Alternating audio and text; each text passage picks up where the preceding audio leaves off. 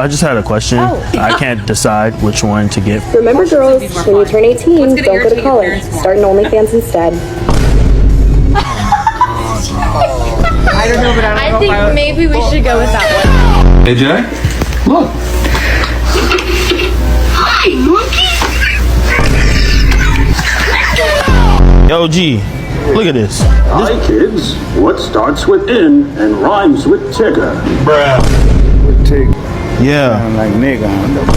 Should I report this? Goddamn right. What up, my Tiggers? Who in the fuck introduced that motherfucker?